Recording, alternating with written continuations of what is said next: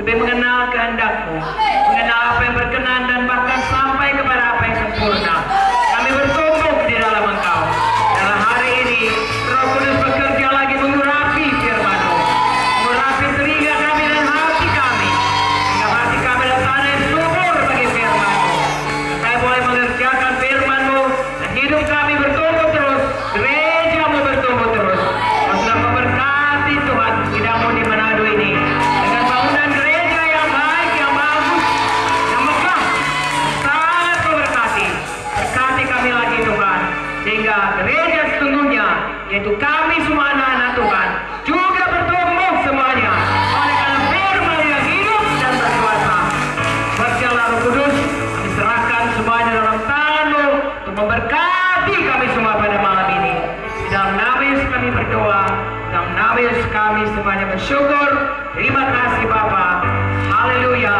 Dalam nama Yesus, dalam nama Yesus, segala puji hormat kepadamu saja.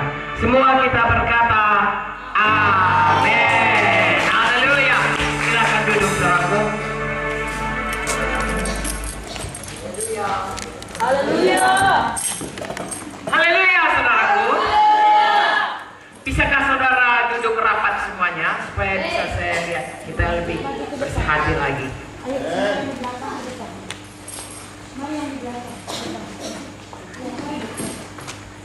Saya berusaha untuk tidak terlalu lama. Kadang-kadang kalau saya bicara bisa sampai 2 jam. Tapi hari ini mari kita bersuka cita karena Tuhan sudah begitu baik bagi kita semua. Pertama kita bersyukur saudaraku karena gereja ini sudah siap. Amin. Ya, kita lihat sudah berdiri dan sudah siaplah namanya ini. Itu semuanya karena kasih karunia Tuhan. Mari kita beri kemuliaan dulu kepada Tuhan. Tunggu saudaraku, Tuhan berkenan kalau kita membangun rumahnya. Dan untuk itulah kita hari ini ada di sini untuk bersama-sama bersyukur kepada Tuhan dan berdoa supaya tempat ini betul-betul saudaraku menjadi berkat. Tuhan berkata bahwasanya kita ini menjadi berkat keturunan Abraham. Abraham itu menjadi berkat bagi bangsa-bangsa dan kita keturunannya, kita juga menjadi berkat. Jadi biarlah dengan dibangunnya gereja ini, kita akan lebih lagi memberkati bangsa-bangsa, memberkati jiwa-jiwa, memberkati kota Manado, bahkan sampai keluar dari Manado. Hari ini saya mau sampaikan kepada saudara sedikit mengenai rumah Tuhan ini, saudaraku. Karena sebenarnya rumah Tuhan itu yang sesungguhnya adalah kita semua. Ya, tetapi kita bersyukur Tuhan juga memberikan kita kasih karunia-Nya, berkatnya, supaya kita juga bisa membangun gedung ini yang disebut namanya gereja. Ya, sebab kalau pemerintah dia tidak tahu kalau kita akan gereja itu adalah tubuh Kristus, nggak ngerti dia. Kalau dikatakan gereja ya ada bangunannya. Jadi kita tunduk pada pemerintah, kita bangunlah bangunannya, kita buatlah organisasinya, dan kita katakanlah namanya, misalnya di sini GKI Manado, tempat lain-lain lagi. Tapi yang sebenar-benarnya gereja adalah kerajaan sorga yang ada dalam anak-anak Tuhan yang sudah mengenal dan percaya pada Tuhan Yesus, lalu berhimpun di satu tempat. Ya, nanti kita lihat dari firman Tuhan, saudaraku. Ya, kita bersyukur. Saya mulai saja dari bagaimana Tuhan menciptakan manusia ini, supaya kita mengerti untuk apa kita ada di gereja ini. Haleluya. Kadang-kadang saudaraku, hidup kita ini, saya dan saudara ya masih ada di dunia ini punya panca indera. Jadi kita berjalan paling banyak ditentukan oleh panca indera kita, yaitu apa yang kita lihat, apa yang kita cium, apa yang kita dengar, apa yang kita rasa, dan apa yang kita cecak. Namanya panca indera. Itulah manusia. Tetapi kalau kita sudah lahir baru, sudah punya Yesus dalam hidup kita, Roh Kudus tinggal dalam kita, ada panca indera rohani. Saudaraku, yang tidak berjalan sesuai firman Tuhan berkata, orang benar tidak berjalan dengan penglihatan, dengan panca indera, tapi dengan iman. Itu namanya panca indera rohani. Saudaraku, ya, misalnya gampang saja, selalu diberitakan oleh Ibu Vicky atau Ibu Joyce, kalau kita sakit, saudaraku, panca indera kita semua mengatakan saya sakit, ya. Hidung saya berkata tupat, mata saya berkata berkunang-kunang, kuping saya mendenging, lidah saya berkata pahit, nggak suka makan, badan saya berkata panas dingin. Nah, itu panca indera berkata, ya, badan kita, ya, senses kita berkata saya sakit. Tapi ada satu panca indera lagi, saudara, bagi orang percaya, panca indera yang ke-6, 1 lawan 5. Panca indera yang ke-6 ini berkata, oleh bilur-bilur Yesus saya sudah sembuh. Nah, itulah dia contohnya. Jadi kalau kita sudah mengenal Yesus, kita berjalan dengan panca indera rohani kita, dengan iman kita, dan itu ditentukan oleh firman Tuhan. Dari mana kedatangannya iman? Dari mendengar berita firman Tuhan. Haleluya. Perempuan yang sakit 12 tahun berdarah itu, dari mana dia mulai sembuh? Ketika dia mendengar berita-berita tentang Yesus. Lalu timbullah imannya, dan dia berkata, kalau ku jamah saja jubahnya, aku pasti sembuh. Iman itu selalu mengalahkan semua panca inderanya. Dia masih berdarah, dia masih lemas, dia masih sakit waktu dia berkata. Tapi panca indera rohaninya, imannya berkata, kalau ku jamah saja, aku pasti sembuh. Dan dia bertindak sesuai dengan imannya. Dia datang ke tempat Yesus, dia halangi semua, atau dia atasi semua halangan-halangannya. Dan pada waktu dia jamah, betul-betul dia sembuh. Amin. Haleluya. Hari ini kita belajar dengan panca indera rohani. Amin. Jadi kalau anak Tuhan, saya percaya kita ini semua sudah anak Tuhan, bahkan pelayan Tuhan, hamba-hamba Tuhan dari 3 gereja di Sulut, saudaraku. Amin. Ya, kalau anak Tuhan itu berjalan, dia berjalan dalam 2 dunia. Ya, seperti saya katakan tadi, satu dunia yang kelihatan ini dengan panca indera badani, ya, satu lagi dengan dunia yang tidak kelihatan, yaitu dunia rohani dengan panca indera yang sesuai dengan firman Tuhan. Jadi kalau orang lain selalu berkata mustahil, anak Tuhan berkata tidak ada yang mustahil bagi kita yang percaya. Amin, saudaraku. Kalau orang lain berkata bagus itu, tapi kalau Tuhan berkata bodoh, bodohnya itu, saudara. Ya, misalnya orang yang kaya itu, dia menimbun, dia menimbun, dia menimbun. Firman Tuhan berkata, dia mempunyai kesimpulan, oh, senanglah jiwaku, hartaku banyak, ku bangun lagi lumbung, cukup untuk bertahun-tahun. Tetapi firman Tuhan berkata, hai bodoh, kalau malam ini jiwamu diambil, kemana itu semuanya? Bukan salah kaya, tetapi firman Tuhan berkata, kalau orang kaya di dunia ini tapi tidak kaya rohani, itu namanya bodoh. Jadi orang dunia pasti berkata, lihatlah si anu itu, bukan main kayanya, begitu begini. Orang dunia dengan hidup menurut apa yang nampak, dengan badan ini berkata itu baik, itu patut ditiru. Tapi firman Tuhan, lagi-lagi dunia yang tidak nampak, saudaraku, berkata itu bodoh. Bagi kita, anak-anak Tuhan, kita berjalan dengan iman, kita percaya firman Tuhan ini. Itu sebabnya malam ini saya minta saudara percaya firman Tuhan ini, sehingga saudara tahu betapa baiknya gedung ini dan apa maksud Tuhan mendirikan gedung ini. Haleluya. Lebih jauh lagi, apa maksud Tuhan dalam hidup kita. Amin. Saya mulai lagi dari buku Kejadian, karena manusia ini diciptakan oleh Tuhan, yang dituliskan dalam buku Kejadian. Dalam buku Kejadian kita diciptakan Tuhan segambar dengan Dia. Mulia, itu sebabnya pada waktu manusia berdosa, firman Tuhan berkata Roma 3:23, semua manusia sudah berdosa, kehilangan kemuliaan Allah. Hilang kemuliaan Tuhan. Pada waktu manusia begitu selalu dekat dengan Tuhan, mereka tidak berdosa, mereka bisa bersekutu dengan Tuhan tanpa busana, tidak sadar karena kemuliaan Tuhan menutupinya. Begitu dia berdosa, saudaraku, dia mulai hidup dalam dunia badani karena roh itu sudah mati. Tuhan berkata kalau kau makan kau mati. Ya, yang mati itu rohnya. Mati, saudaraku, hilang kemuliaan Tuhan itu. Lalu dia sadar dengan sensesnya, dengan panca inderanya, aku telanjang. Tadinya dia nggak ada karena dia berjalan dalam kemuliaan Tuhan. Sampai sekarang, saudaraku, banyak orang merasa nggak pede kalau nggak begitu, kalau nggak begini. Mengapa? Karena dia memakai semua panca indera badannya saja. Jadi, kalau dia memakai hidup di dalam Tuhan, saudaraku, baginya menyenangkan Tuhan, itulah yang paling penting. Haleluya. Jadi manusia diciptakan yang pertama itu, saya bacakanlah, sama-sama kita membacanya. Kejadian 21 ayat 26, berfirmanlah Allah. Kalau saudara sudah dapat, ikuti saya membacanya. Ayat 26, berfirmanlah Allah, baiklah kita menjadikan manusia menurut gambar dan rupa kita, supaya mereka berkuasa atas ikan-ikan di laut, burung-burung di udara, atas ternak dan seluruh bumi, dan segala binatang melata yang merayap di bumi. Maka termasuk tentunya yang binatang melata merayap di bumi, termasuk ular ya. Oke. Maka Allah menciptakan manusia itu menurut gambarnya, menurut gambar Allah diciptakannya dia. Laki-laki dan perempuan diciptakannya mereka.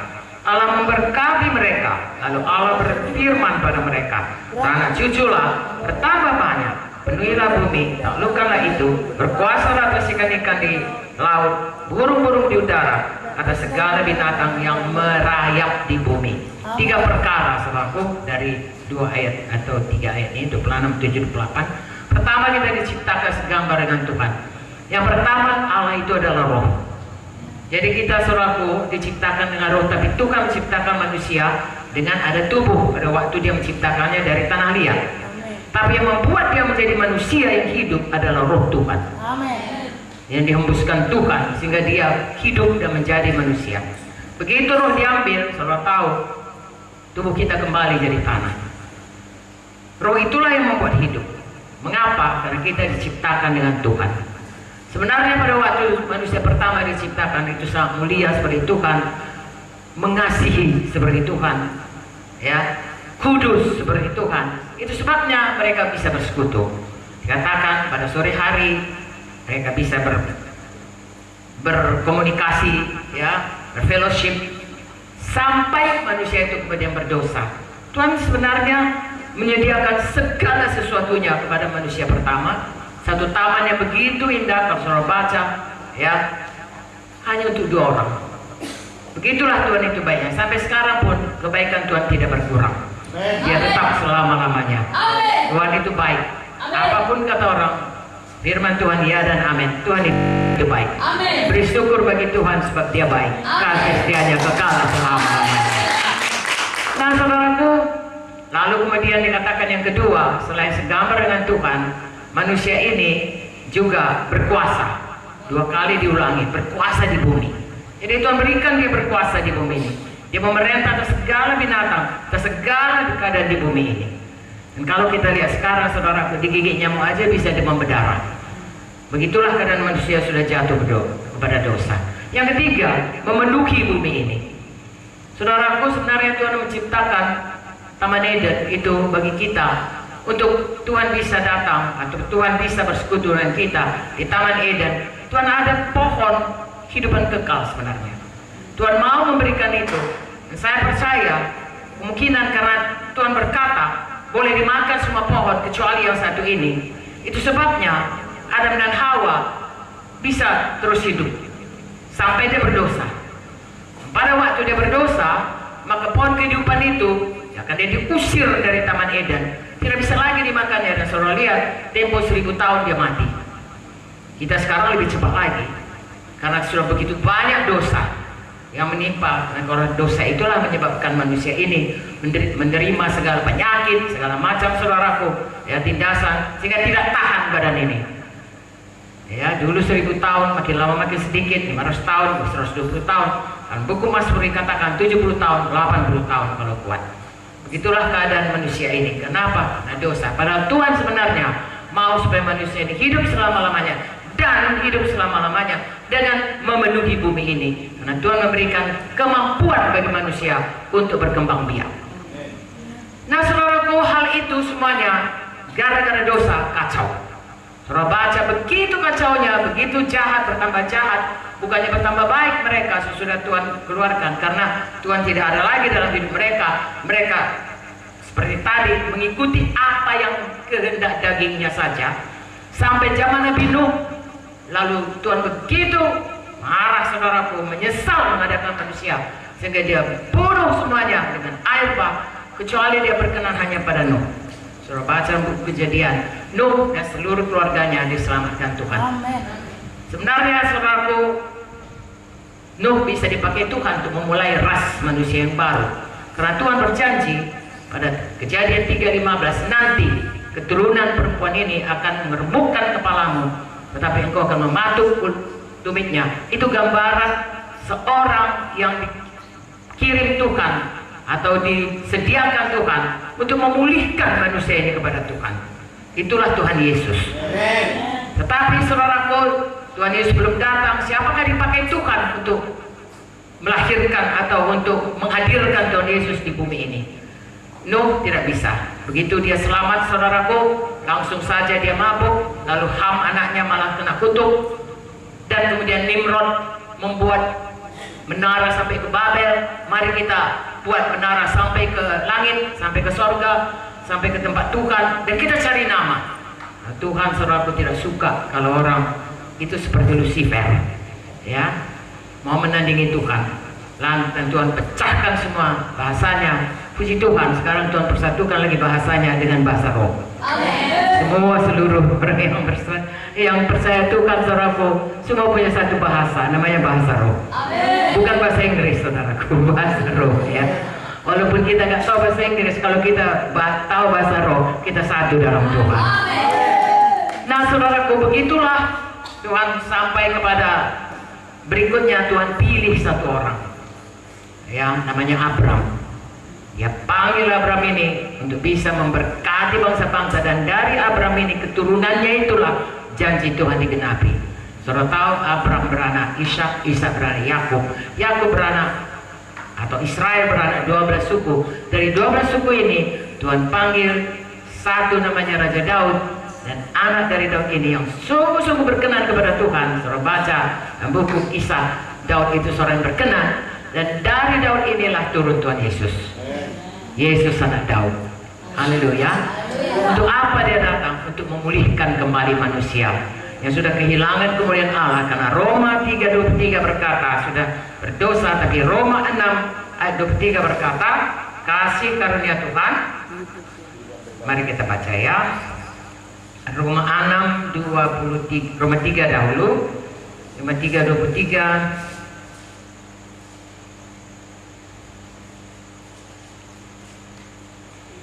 Alkitabnya sudah sangat lusuh sehingga sulit buka. Roma 3:23. Haleluya. Karena semua orang telah berbuat dosa dan telah kehilangan kemuliaan Allah, dan oleh kasih karunia telah dibenarkan dengan cuma-cuma karena penebusan dalam Kristus Yesus. Itu ayat 23-24. Roma 6:23. Sebab upah dosa adalah maut, tapi karunia Allah ialah hidup yang kekal dalam Kristus Yesus Tuhan kita. Haleluya. Semua manusia sudah berdosa, upahnya maut, tetapi begitu besar kasih Allah akan dunia ini sehingga diberikannya anaknya Tuhan Yesus Kristus, supaya siapa yang percaya padanya tidak binasa tapi beroleh hidup yang kekal. Itu ayat hafalan tiap-tiap liturgi Natal, saudaraku, ya, dari semua gereja seluruh dunia. Yohanes 3:16. Jadi Tuhan Yesus datang untuk memulihkan kita kembali kepada Tuhan, untuk mengampuni semua dosa kita, untuk membawa kita keluar dari jalan ke neraka. Karena hanya ada dua jalan. Nyanyian sekolah minggu, hanya ada dua jalan, satu ke sorga, satu ke neraka. Dan kalau kita tidak punya Tuhan Yesus dalam hidup kita, kita mati secara rohani, pada dosa tadi maut, kita berjalan menuju neraka. Jadi begitu kita selamat, maka kita dipindahkan dari kerajaan gelap pada kerajaan terang anaknya. Kita pindah dari jalan ke neraka ke jalan ke sorga. Amin. Haleluya. Nah, itulah yang dikatakan dengan lahir baru. Amin, saudaraku. Pada waktu kita terima Tuhan Yesus, saudara tahu, barang firman Tuhan berkata, saudaraku, barang siapa yang percaya pada Injil dan dibaptis, dia akan diselamatkan. Yang tidak percaya, dia akan dihukum. Dengan kata lain, tidak ada jalan keselamatan di dunia ini kecuali Yesus. Tidak ada jalan kita keluar dari neraka kecuali menerima Yesus sebagai penebus, sebagai juru selamat, sebagai Tuhan dalam hidup kita. Sebabnya Roma 10 ayat 9-10 berkata, dengan hati orang itu percaya Yesus itu sudah mati tapi bangkit pada hari yang ketiga, dan dengan mulut orang mengaku Yesus itu Tuhan. Bukan hanya juru selamat, Tuhan. Artinya tidak ada yang lain yang kita sembah. Paling utama dalam hidup kita, Tuhan. Haleluya. Cuma kadang-kadang manusia ini, saudaraku, membuat Tuhan itu juru selamat, tapi tidak menjadikannya Tuhan, dan itu tidak membawa dia kembali kepada Bapa, kepada maksud Tuhan. Mengapa? Karena sesudah kita selamat, kita sudah dapat sorga. Siapa percaya kalau sudah selamat, dia sudah ada namanya di sorga, rumahnya di sorga. Puji Tuhan. Haleluya. Tapi kenapa tidak begitu kita selamat, Tuhan tidak membuat kita langsung mati? Kan sudah siap, sudah selamat, mati kan bisa. Tuhan Yesus, kuterima kau, tak mati, kubur, kita udah di sorga. Tapi nyatanya tidak. Tuhan memberikan kita hidup. Untuk apa? Untuk supaya kita kaya, untuk supaya kita sehat saja. Kalau hanya itu, 1 Korintus 15 ayat 19 berkata, kita orang yang paling malang. Karena ada panggilan Tuhan bagi kita. Tadi kita sudah baca, kita diciptakan segambar dengan Allah. Dan juga kita sudah baca, kita diberkati, kita dipanggil Allah untuk memberkati bangsa-bangsa. Artinya saya harus berubah. Menjadi seperti Yesus, dipulihkan kembali segambar dengan Tuhan. Sepanjang jalan hidup saya memberkati orang lain, membawa orang lain juga berubah. Membawa orang lain juga keluar dari jalan ke neraka, bersama-sama pergi ke jalan ke sorga, dan bersama-sama bertumbuh, berubah. Itulah sebenarnya, itu sebabnya ada gereja ini. Perintah agung itu digenapi Tuhan, atau disuruh Tuhan kita, supaya kita bisa menggenapi rencana Tuhan bagi saya, bagi saudara, bagi semua orang selamat.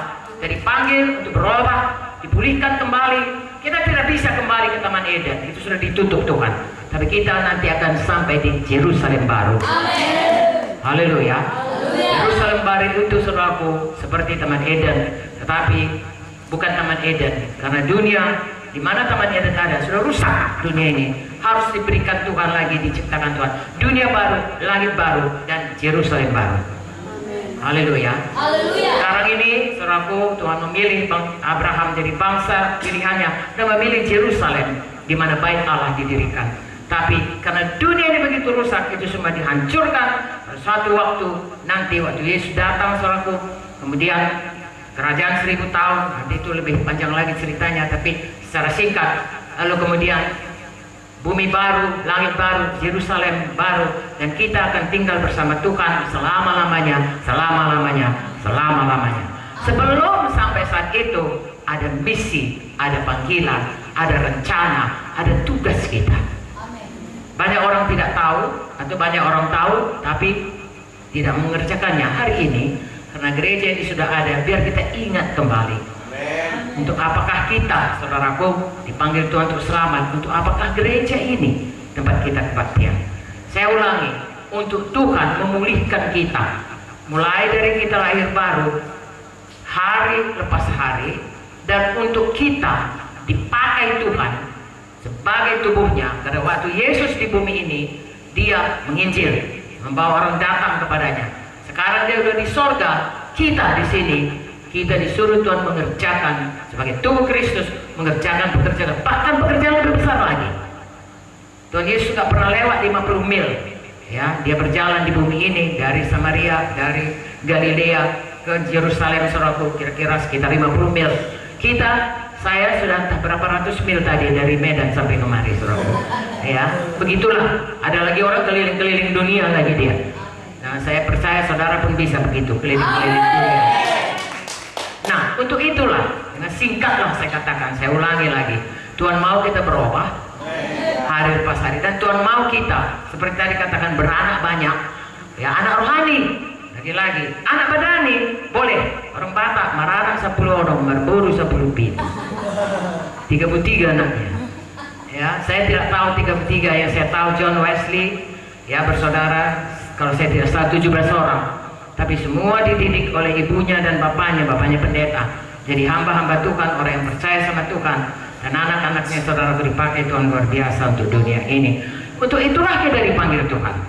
Ya, sekali lagi saya ulangi, tidak, karena firman Tuhan ulangan berkata, ajarkanlah kepada anakmu berulang-ulang. Jadi nanti di sini saya akan ajarkan berulang-ulang perkara yang sama. Saya dan saudara harus berubah tiap hari, sehingga kita makin hari makin menjadi segambar dengan Tuhan. Karena itulah rencana Tuhan. Saudara, kalau bangun gereja ini, apapun dibilang mesti siap gereja ini. Begitulah sifat Tuhan. Apapun rencananya, mesti jadi. Dia ciptakan kita segambar dengan Dia. Apapun dibikin setan, mesti kembali segambar dengan Dia. Makanya saya dan saudara sudah selamat, ikutilah rencana Tuhan ini. Berubahlah tiap-tiap hari. Yang kedua, yang satu lagi, yang penting lagi, dikatakan tadi berkuasa. Itu hanya dikerjakan Roh Kudus. Makanya saya dan saudara penuh Roh Kudus, maka dalam hidup kita ini kita melihat kalau tadinya kita adalah hamba setan, ditipu setan, sekarang kita punya kuasa bahkan mengusir setan dalam nama Yesus. Dan roh di dalam kita lebih besar daripada segala roh yang ada dalam dunia ini. Ya. Haleluya. Untuk gereja Tuhan berjanji, ya, alam maut, pintu gerbang alam maut tidak bisa mengalahkannya. Berarti kuasa Tuhan yang ada pada gereja lebih besar daripada kuasa manapun daripada setan iblis. Haleluya. Yang ketiga beranak. Ya, beranak itu saudaraku, yaitu anak-anak yang kekal yang sampai ke Yerusalem baru. Apakah itu? Yaitu anak-anak rohani yang saudara menangkan dan saudara muridkan dalam hidup saudara. Jadi saya dan saudara harus bersungguh-sungguh hati dalam hal ini. Untuk itulah Tuhan memberikan perintah agung. Apa sayang? Perintah agung. Mari kita baca perintah agung. Di mana itu ditulis? Bagus. Matius 28 ayat. Kita baca sama-sama. Telah Yesus mendekati mereka dan berkata, kepadaku telah diberikan segala kuasa di sorga dan di bumi. Karena itu pergilah, jadikanlah semua bangsa muridku, baptislah mereka dalam nama Bapa, Anak dan Roh Kudus. Ajarlah mereka melakukan segala sesuatu yang telah kuperintahkan padamu. Ketahuilah, aku menyertai kamu senantiasa sampai kepada akhir zaman. Saudara bisa baca lagi dalam Markus 16 ayat 15 sampai 20. Bagaimana Tuhan betul-betul menggenapi ini dengan meneguhkan pemberitaan Injil mereka dengan tanda ajaib dan mujizat. Dengan memberikan tanda bagi orang percaya, mengusir setan, meletakkan tangan, ya, makan racun sekali, itu semuanya dipenuhi Tuhan. Segala kuasa ada padaku, ya, pergilah, aku menyertaimu sampai kepada akhir zaman. Ya, saudara baca itu dan simpan dalam hati dan kerjakan.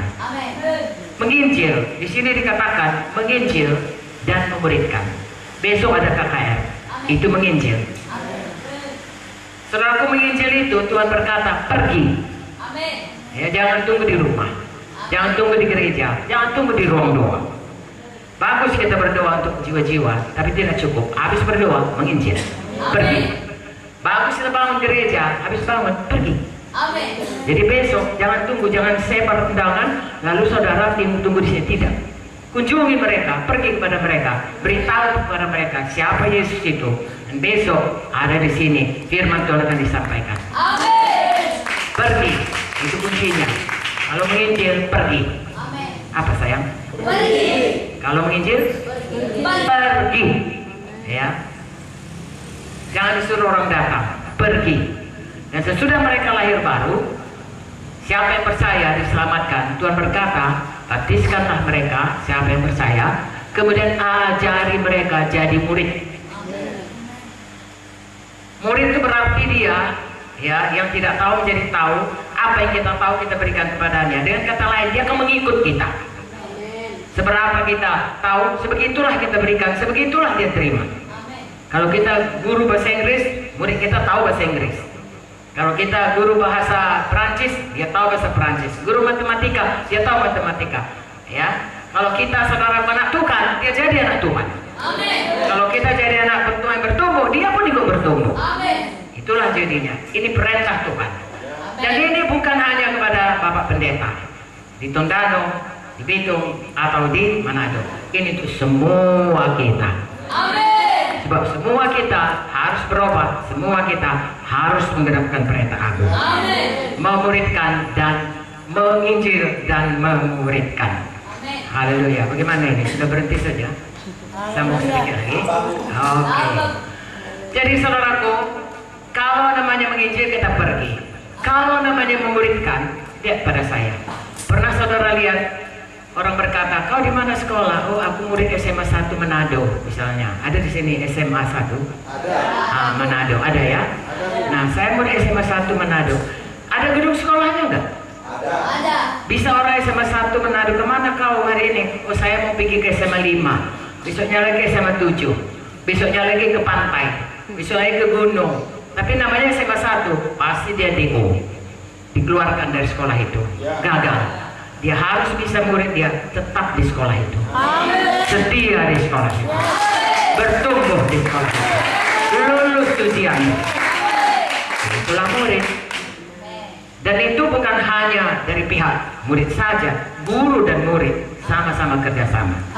Yang mengajar, rela mengajar, berkorban untuk mengajar, sayang sama diajar, sungguh-sungguh hati mengajar. Yang diajar pun begitu, mau diajar, patuh diajar, rela diajar, sungguh-sungguh berkorban juga untuk diajar. Hari hujan pun pakai payung datang ke sekolah, pakai payung datang ke gereja.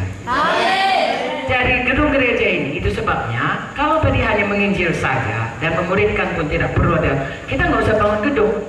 Dulu kami buat begitu, Yayasan Pelayanan Kristen I Care. Kami selamatkan semuanya, saudaraku, itu sangat fenomenal. Ya, banyak sekali. Sampai sekarang pun saya keliling Indonesia sampai ke Timor Leste, saya masih ketemu orang-orang bekas penginjilan itu.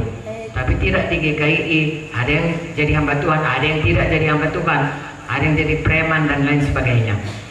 Seharusnya sesudah demikian dimuridkan. Kami waktu itu belum tahu, maka akhirnya kami dirikan GKI karena sangat frustrasi. Sesudah sekian lama diajari tidak bertumbuh. Sudah tahu kalau anak-anak kita lahir tidak dirawat, apalagi tidak sekolah, besar-besar bisa jadi preman. Ya, kalau tidak dirawat bisa mati, tidak cukup makan. Itulah kerja orang tua ataupun guru. Ya, karena orang tua ya harus bertanggung jawab akan anak-anaknya. Kita yang selamat serang bertanggung jawab akan murid-murid kita. Haleluya. Saya kembali lagi kepada perintah agung ini. Jadi saya dan saudara tidak terkecuali harus sama-sama menginjil. Pergi. Ya, tidak. Tentunya kita sesudah kita selamat, kita punya tempat pelayanan masing-masing. Nanti saya bicara soal itu. Misalnya ada penyanyi, ada pemusik, ada bapak gembala, ya, ada yang celebration, ya, ada yang multimedia, ada yang nyapu. Kalau nggak disapu nih tadi nggak bisa kita di sini, saudaraku, kebaktian. Ya, harus ada yang menyapunya dan lain sebagainya. Semua itu masing-masing ada, tapi itu tidak bisa diberikan kepada satu departemen penginjilan, tidak. Oke lah, departemen penginjilan itu bisa menolong untuk mengaturkannya. Tapi tiap-tiap anak Tuhan, dia harus patuhi perintah agung. Pergi menginjil. Karena itulah buah kita yang kekal. Buah yang kekal itulah nanti yang dibawa ke sorga. Ke Yerusalem baru. Yaitu jiwa-jiwa yang kita bawa dan hidup kita yang berubah. Haleluya. Jadi semua kita harus pergi menginjil. Saya saksikan, saudaraku, saya dulu mula-mula selamat, saya tidak pernah training, tapi ada Roh Kudus, ada kasih Tuhan, ya, yang berkata kalau dia mati dia kemana? Ya, kasihan. Saya punya banyak pasien, saudaraku, dan kalau orang Batak dia pakai antipalasi, jimat, ya, dukun. Kalau dia orang Chinese dia pakai segitiga, juga anti setan. Yang lain juga, saudaraku, banyak. Saudaraku, saya mulai bersaksi supaya mereka itu meninggalkan. Kalau yang Chinese saya katakan, kami orang Kristen begini, kami percaya Yaso. Kamu mau nggak dibuka? Kalau dia mau saya buka, saudaraku, saya doakan. Kalau dia tidak mau, saya tidak paksa. Kalau yang orang Kristen saya katakan betul-betul, hanya Yesus jalan ke surga, hanya Yesus jadi Tuhan. Kalau kau pakai itu jimat, berarti kau punya Tuhan yang lain. Tidak akan ke sorga kita kalau begitu. Anakmu ini apapun nanti aku kasih obatnya, tak akan sembuh dia, karena yang mencengkram hidupnya adalah setan. Jadi kalau kau mau ikut Yesus dan mau dibuka, digunting, dibakar, Tuhan menolong anakmu. Kita berdoa, parah sekalipun tidak ada yang mustahil kalau percaya. Nah, saudara tahu GKI Medan itu mulai anggotanya adalah dari pasien-pasien ini, baik dari rumah sakit maupun dari praktek saya. Karena kami kemudian, saudaraku, mereka itu pun mulai bersaksi. Adik-adik saya, kalau mereka sudah besar, anak-anak saya, kayak bersaksi kemana saja pergi. Nah, saudara bisa berkata, ibu jadi dokter bisalah bersaksi sama. Tidak, kalau saya naik becak pun saya bersaksi kepada tukang becak. Kalau saya pergi beli nasi ke restoran pun saya bersaksi kepada pelayan-pelayan restoran. Kemana saja, karena sekali ke neraka selama-lamanya. Tidak ada, saudaraku, permisi dulu, saya balik lagi. Betul yang dibilang Ibu Munti itu. Dulu saya nggak percaya, saya mau percaya Tuhan. Balik lagi saya ke dunia supaya saya hidup bersama. Nggak bisa. Sekali manusia mati, sudah itu hukuman, datang hukuman. Itu sebabnya kesempatan kita hidup. Saya sudah 70 sekian tahun, saudaraku. Udah 50 tahun. Saya lebih 50 tahun, 60 tahun saya jadi dokter. Kira-kira 40 tahun, saudaraku, 50 tahun saya jadi anak Tuhan. Saya bersaksi kepada saudara, bahwasanya sampai sekarang gairah untuk menyelamatkan atau untuk bersaksi itu nggak pernah mundur.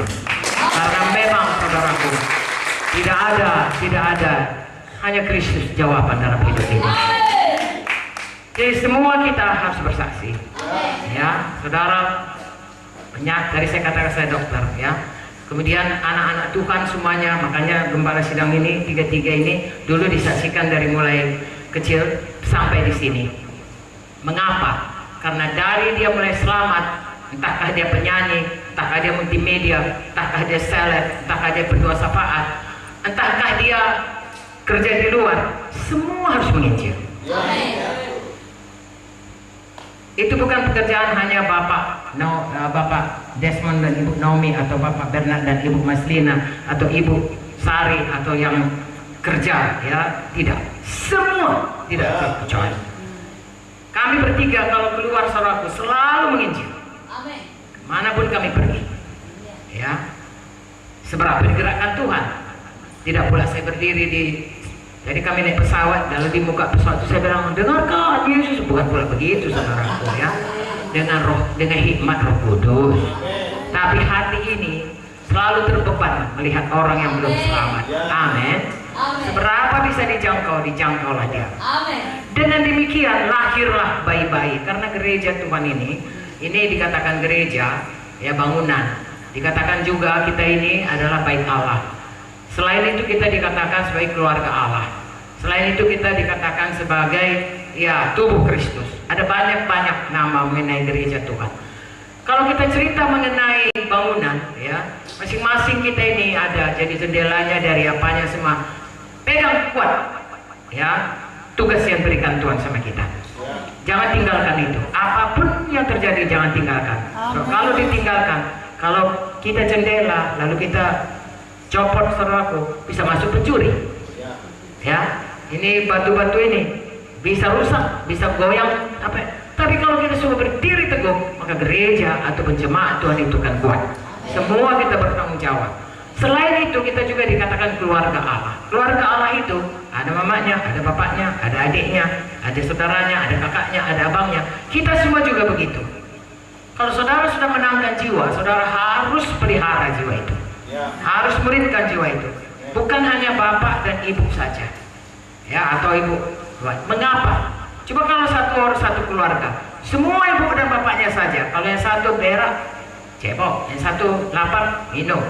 Kalau semua orang yang datang di gereja ini hanya 2 orang saja yang melayani, maka tidak akan bisa mereka itu tumbuh baik, tumbuh sehat. Bapak dan ibu pun bisa pingsan, tidak sanggup lagi. Tetapi kalau abang, seperti saya katakan tadi, bapak dan ibu daripada John Wesley itu, anak yang tua mengurus adiknya, adiknya lagi mengurus adiknya, adiknya lagi mengurus adiknya. Orang tuanya, Ibu John Wesley, mempunyai waktu tiap minggu bergantian 1 jam untuk satu anak, 1 jam untuk satu anak, sehingga semua anaknya mengikut Tuhan. Orang tua, dia mempunyai tugas melindungi, merawat, mencari makan. Tapi kakak-kakak rohani, abang-abang rohani, saudara-saudara, semua punya tugas untuk menguritkan. Paling tidak orang yang dibawanya diselamatkannya, dibawanya ke dalam gereja. Tidak perlu saudara menjadi seorang yang sangat terlatih dalam segala, tidak ada kita yang sempurna. selalu ceritakan mengenai seorang dia belajar musik, ya. Dia belajar musik, do re mi fa sol la si do si la sol fa mi re do. Minggu muka diajarkannya orang do re mi fa sol la si do, itu saja dulu. Lalu dia belajar do si la sol fa mi re do. Diajarkannya lagi. Minggu mukanya sudah diajarkannya. Minggu mukanya. Lalu dia maju terus, muridnya pun ikut maju sama dia. Kira-kira begitulah kita. Kita belajar, saudaraku, ada schedule, ada training, ada kebaktian minggu, ada kebaktian, ada training pelayanan. Ikuti itu. Lalu murid kita ajari mengikut dari belakang kita. Maka kita akan melihat kalau saudara kerjakan tiap tahun setahun. Ini 1 tahun ini 3 kali selalu KKR, ya. Hari apa itu? Natal, Paskah, kemerdekaan. Coba bayangkan. Paskah bulan 12. Sorry, bulan 4. Kemerdekaan bulan 8. Kemudian 12. 4 bulan sekali. Ya. Jadi pada waktu saudara mau Natal itu bulan 12, bulan 11 saudara sudah mulai mengincin. Haleluya. Waktu KKR Natal, saudara bawa jiwa saudara. Bukan cuma pendeta, semua jemaat. Saya bicara kepada pendeta, saya bicara kepada kita semua. Walaupun kita pelayan, ada jiwa biasa, bukan nggak ada jiwa biasa, semua jiwa luar biasa. Ya. Tapi semua kita bawa jiwa KKR Natal. Ini kan besok, bawa jiwa. Dan kalau dia sudah selamat, so muridkan dia. Kalau dalam setahun itu saudara berhasil memuridkan dia, mengikuti dia dengan arti kata sebagai seorang abang, bawa adiknya, ada apa kau dek jatuh kau? Diurus. Beol kau, dicebok. Udah waktunya makan, gak ada yang jual, disuap. Udah besar dia, mau sekolah dia, mau TK, mau TDK, diantar.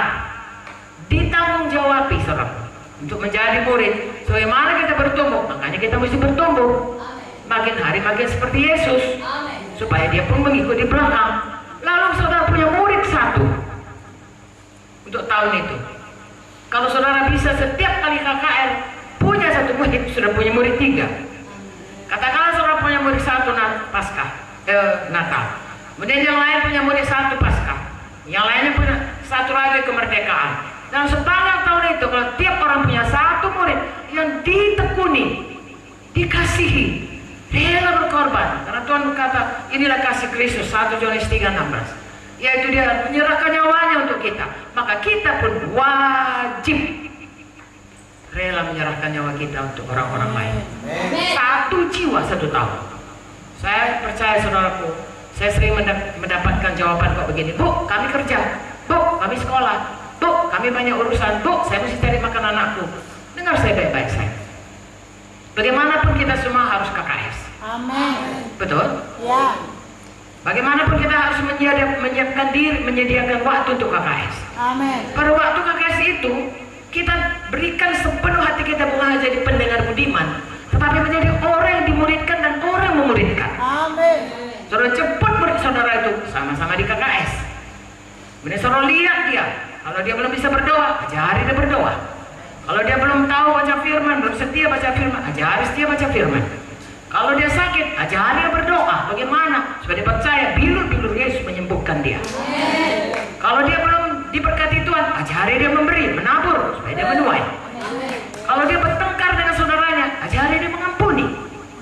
Kita pun bertumbuh, murid pun bertumbuh. 1 tahun saudaraku. Dalam Kisah 11 ayat 23 dikatakan, 1 tahun diajari murid di Antiok, namanya pertama sekali disebut Kristen di dunia ini. Mengapa? Hidupnya berubah menjadi seperti Yesus. Amin. Jadi kita 1 tahun kita sungguh-sungguh saudaraku, murid kita 1. Tahun berikutnya, murid kita itu bisa memberikan orang lain. Dan kita memuridkan lagi. Tahun kedua, sudah 4 tambah jiwa di gedung gereja ini.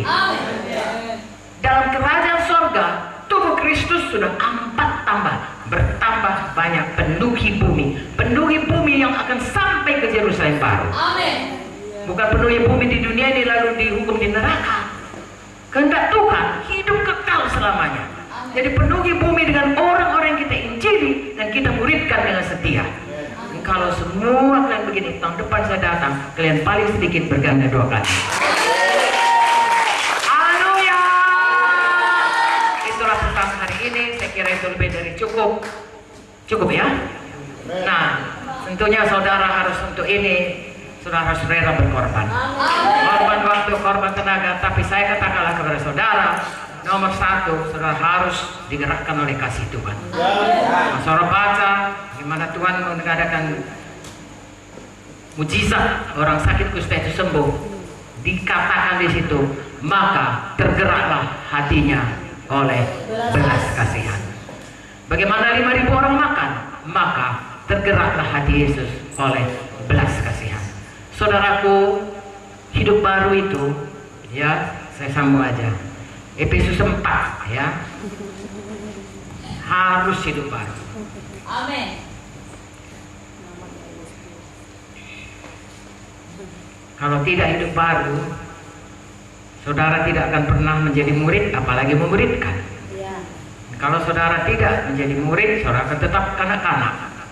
Kalau saudara kanak-kanak, saudara tidak dapat berbuat apa-apa karena saudara tidak mengerti membedakan yang benar dengan yang jahat. Ibrani 5 mengatakannya. Efesus 4, Galatia, Efesus, 22. Yaitu bahwa kamu berhubung dengan kehidupan kamu yang dahulu harus menanggalkan manusia lama yang menemui kebinasannya oleh nafsunya yang menyesatkan. Semua kita sebelum selamat, ya, kita ini punya manusia lama yang seperti saya katakan tadi dikuasai oleh kehendak daging kita. Ada hawa nafsu, kita berjalan dengan semua apa yang kita rasa, apa yang kita dengar, apa yang kita lihat. Oh, TV-nya besar ya, datang dia kehendak untuk berkompetisi. Ya, kita lihat bajunya cantik ya, kepingin kita seperti itu. Kita lihat dia kaya ya, korupsi pun jadilah. Nah, itulah dia manusia lama. Tapi Tuhan berkata, begitu kita selamat, kita harus tanggalkan itu. Amin. Bagaimana menanggalkannya? Ayat 23. Supaya kamu dibaharui dalam roh dan pikiran. Bagaimana membaharuinya? Dengan menerima firman. Amin. Dengan memberikan Yesus lebih nyata dalam hidup kita. Firman ini adalah Tuhan Yesus. Amin. Pada mulanya adalah firman itu sama-sama dengan Allah. Firman itu adalah jadi kalau kita mau berubah seperti Yesus, firman ini jadi kehidupan kepada kita. Kalau Tuhan bilang tanggalkan manusia lama yang egois, yang tidak mengasihi lah kasarnya, maka saudara harus membaharui pikiran saudara dengan firman. Saudara baca firman, saudara percaya firman, dan saudara terima firman, saudara simpan dalam hati, saudara kerjakan dalam hidup, jadi pelaku firman, robah hidup saudara. Hari lepas hari. Ya, jangan terus saudara ke dalam manusia lama, karena kan dikatakan saya menemui kebinasannya. Apa ditabur akan? Kalau terus kehendak daging akan dituai. Jangan di situ. Yesus sudah memberikan kepada kita firman-Nya. Yesus sudah mentubari kita. Yesus sudah berikan kepada Roh Kudus-Nya. Itu mematikan semuanya kehendak manusia lama itu. Roma 8 ayat 13. Bisa. Dulu sebelum selamat nggak bisa. Kita nggak mau bertengkar juga. Sesudah selamat ada kuasa untuk menang. Atas kehendak daging. Bisa. Kecuali kalau kita menyerah kepada penggodaan manusia lama itu. Atau penggodaan setan. Jangan menyerah. Tuhan panggil kita untuk berubah. Ayat 24. Dan mengenakan manusia baru yang diciptakan menurut kehendak Allah dalam kebenaran dan kekudusan yang sesungguhnya, sehingga hari lepas hari manusia baru itu makin nyata dan kita makin menjadi seperti Yesus. Amin. Lalu jadilah kehendak Tuhan dalam hidup kita. Kapan kita mati atau kapan Yesus datang, kita siap menunggu kedatangannya. Saya dan saudara pasti mati. Syukurlah tidak dikasih Tuhan tahu kapan kita mati. Ya, tapi Tuhan berkata sewaktu-waktu dia akan datang. Dan setiap orang pasti mati. Jadi saudara, bagi kita kematian itu tidak menakutkan, tapi suatu hal yang menggairahkan. Mengapa?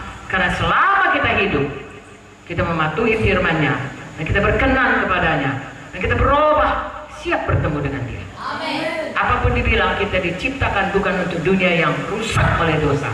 Kita diciptakan Tuhan kembali, selamat, dipulihkan Tuhan, diampuni dosanya, hidup baru untuk Yerusalem baru. Amin. Sebabnya saya dan saudara sekali lagi harus berubah. Amin. Di samping saudara berubah, harus muridkan orang yang hidupnya juga berubah. Amin. Saya suka berkata negatif, tapi kalau udah 5 tahun saudara mengikut Tuhan, tidak ada murid, mari mulai. Belum terlambat. Halo? Belum terlambat. Ya, mungkin selama ini kami masih, ya saya masih kurang sering datang kemari lah misalnya. Ya. Tapi mari semuanya. Ya. Kalian ada training, ya kami buat training. Saya dulu nggak pernah training. Tahu nggak saudara? Saya takut tuh bersaksi itu, takut. Karena kalau saya bersaksi, saya bilang Yesus itu juru selamat. Kalau kau percaya, kau bisa sembuh. Kalau mati dia di meja saya, ditutup praktek saya. Warung kami ditutup istilahnya. Kalau warung ditutup, habislah mata pencaharian saudaraku. Maluna ini ditulis di koran, dokter itu mati pasien di kota di prakteknya. Itu risikonya. Tapi Tuhan Yesus tidak membiarkan seorang pun yang percaya padanya dipermalukan. Dia selalu meneguhkan firman-Nya. Saya bisa bersaksi begitu banyak orang menerima kuasa Tuhan saudaraku oleh kesaksian. Ya baik saudaraku di dalam praktek, baik mahasiswa kedokteran, banyak mereka menjadi hamba-hamba Tuhan. Nah, saya bersaksi kepada mereka. Kadang-kadang ada juga cerdik seperti ular, terus hati seperti merpati. Kalau nggak mau kau dengar apa yang ku bilang, tak mau ku teken jurnal kau. Saya teken juga nya saudaraku, tidak mau. Detailman datang, dia bilang, dok belilah ini, pakailah ini. Ini produk kami. Oke, sebelum kau jual produk kau dengar dulu produkku. Saya katakan, apa produk? Dokter punya usaha. Produkku tak bisa kau imbangi. Produkku produk sorga. Keselamatan bagi jiwa. Banyak juga yang selamat saudaraku. Apapun profesi kita dilengkapi Tuhan dengan kasih-Nya. Kita dilengkapi Tuhan dengan Injil yang adalah kuasa menyelamatkan setiap orang percaya. Dilengkapi Tuhan dengan Roh Kudus, membuat orang terbuka wahyuan kepadanya. Yesus itu Tuhan. Membuat dia bisa menerima Tuhan Yesus dan kemudian menjadi murid saudara, dan kelak menjadi upah saudara yang kekal, mahkota kemegahan bagi saudara. Haleluya. Nah, sebelum kita berdoa untuk gereja ini, saya minta mungkin Ibu Vicky dan Ibu Joyce, bukan mungkin lah, haruslah. Haleluya. Apakah kita diberkati oleh firman Tuhan dari Ibu Munte? Yang diberkati sekali katakan amin. Saudaraku, kita sangat bersyukur tentunya untuk gedung gereja ini. Amin saudaraku. Amin. Tapi seperti kata Ibu Munte tadi, kitalah gereja Tuhan yang sesungguhnya. Dan dari firman Tuhan tadi kita mengerti semua kita harus mau bertumbuh, berubah dan berbuah bagi Tuhan. Amin. Mau menanggalkan manusia lama, mau menjadi manusia baru, mau dewasa rohani. Kita sudah dengarkan dari Ibu Munte tadi, dari Kejadian 1, bagaimana Tuhan mau memulihkan kita. Tuhan mau kita segambar dengan Dia, dan Tuhan mau kita berkuasa. Yang percaya Dia di sini berkuasa, katakan amin. Kuasa atas dosa, berkuasa atas penyakit, berkuasa menang atas semua godaan-godaan setan. Dan tentunya tadi yang ketiga dari Kejadian 1 ayat 26 sampai 28, Tuhan mau kita beranak cucu memenuhi bumi. Sebagai gerejanya, sebagai tubuhnya, Tuhan telah memberikan perintah agung kepada kita untuk menginjil dan memuridkan. Mari kita lakukan dengan sukacita. Tadi sudah jelas dijelaskan dengan sejelas-jelasnya lagi oleh Ibu Munte, bahkan dengan tahapan dan contoh-contoh dari kesaksian hidupnya. Semua kita pergi menginjil. Kurang kuat amennya. Dimulai dari KKR kita besok hari. Kita bawa jiwa-jiwa untuk diselamatkan. Tiap jiwa berharga. Berapa yang bisa kita bawa, sebanyak-banyaknya kita bawa untuk Tuhan. Lalu kita muridkan mereka. Minimal 1 orang kita di sini memuridkan 1 orang lagi dalam 1 tahun. Siapa punya iman kalau dalam 1 tahun ke depan dia bisa memuridkan minimal 1 orang saja? Angkat tangannya. Mari katakan tinggi-tinggi, saya bisa memuridkan orang. Minimal 1 jiwa dalam 1 tahun ini. Yang sungguh-sungguh beriman dan percaya katakan amin. Saudaraku, lihat itu. Lihat dulu dengan iman, baru jadi. Amin saudara. Bahkan kata Ibu Munte tadi, dalam setahun kita bisa 3 kali KKR. Jadi kalau ada yang sudah kita bawa jiwa, belum berhasil kita muridkan, di KKR Paskah kita imani, bawa jiwa lagi yang itu berhasil kita muridkan. Lalu ada gereja ini dengan gedung sebesar ini segera kita penuhkan. Segera 2 kali kebaktian. Segera ibadah sore hari. Bahkan terus kita beriman dengan iman dulu, saudara. Amin. Kita buka KKS baru di daerah-daerah baru. Bahkan beberapa waktu lagi, beberapa tahun lagi, gereja Manado bisa membuka cabang baru lagi. Bisa, saudara. Memang itu adalah hal yang besar. Tapi kita anak-anak Tuhan, waktu sudah turun hujan, tandanya harus lebih lama firman Tuhannya. Karena belum boleh pulang. Tidak, saya sebentar saja. Sudah dengarkan baik-baik. Maukah saudara mendengar sebentar lagi? Kita harus mau beriman, percaya untuk hal-hal yang besar. Khususnya dalam menggenapi perintah agung. Karena perintah agung adalah pesan Tuhan terakhir sebelum dia naik ke sorga. Kita manusia ini saja, pesan terakhir dari seorang manusia kita anggap paling penting. Apalagi Tuhan Yesus sebelum dia naik ke sorga, dia berikan pesan perintah agung, menginjil dan memuridkan. Dan dia berjanji tidak pernah meninggalkan kita, tapi menyertai kita dengan tanda-tanda ajaib. Jadi besok hari saudara bawa jiwa, saudara akan lihat mujizat Tuhan dinyatakan. Karena Tuhan Yesus hadir di sini. Siapa mau beriman untuk hal-hal yang besar? Malam ini saya ingatkan semua kita harus punya iman untuk berani mengerjakan hal-hal besar bagi Tuhan. Kalau boleh saya katakan supaya saudara mudah mengingatnya, milikilah keberanian iman. Katakan dulu kepala kiri kanan, miliki keberanian iman. Iman yang berani untuk hal-hal yang besar. Katakan yang kuat-kuat, karena Tuhan kita Tuhan yang besar. Amin. Jangan lihat pada diri kita, kami hanya beberapa orang saja. Kami bukan satu gereja yang sudah besar. Harusnya gereja yang besar lah yang beriman untuk hal-hal besar. Tidak, saudaraku.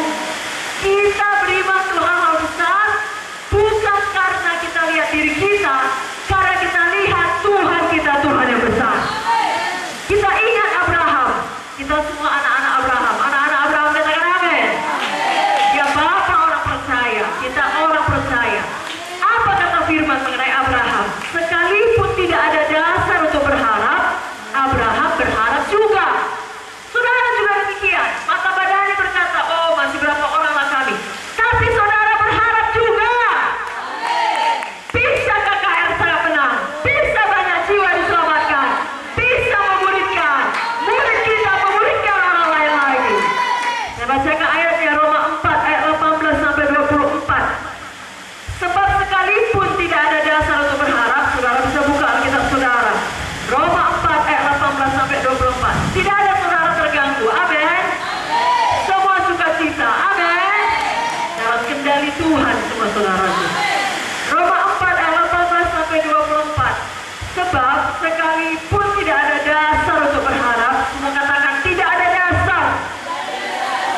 Namun Abraham berharap juga dan percaya. Semua berkata percaya bahwa ia akan menjadi bapa banyak bangsa menurut yang telah difirmankan. Demikianlah banyaknya nanti keturunanmu.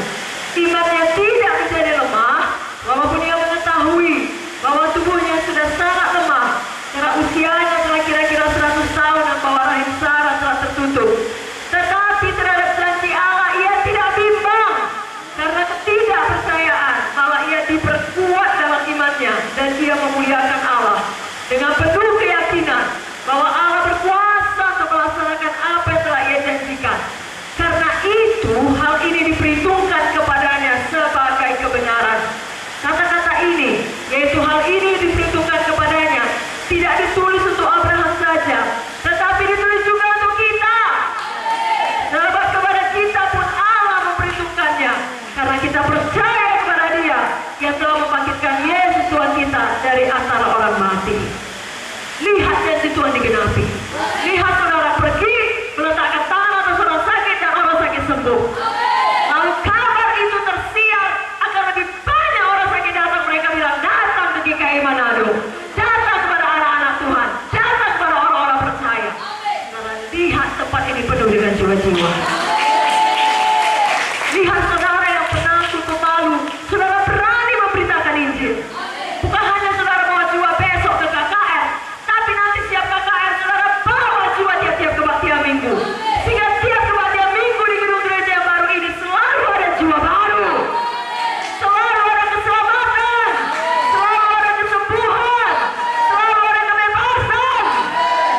lihat sesibuk apapun saudara, seberapa berat masalah saudara, saudara tetap mampu berbuah bagi Tuhan. Dan dimanapun Tuhan meletakkan saudara, saudara lihat bahwasanya itu tidak ada yang kebetulan. Tuhan mau saudara jadi terang, jadi saksi, jadi garam di tempat tersebut. Kenapa? Tuhan punya panggilan yang besar dalam hidup saudara.